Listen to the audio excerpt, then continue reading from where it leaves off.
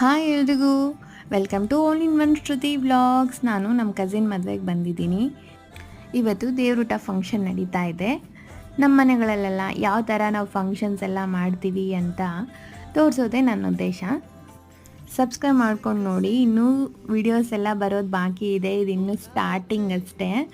Tiffin ಅಂತೂ ಸಖತ್ತಾಗಿತ್ತು. ನಾವು ಹೋಗೋದು ಲೇಟ್ ಆಗಿತ್ತು, ಸ್ವಲ್ಪ ಐಟಮ್ಸ್ ಎಲ್ಲ ಖಾಲಿ ಆಗಿದ್ವು.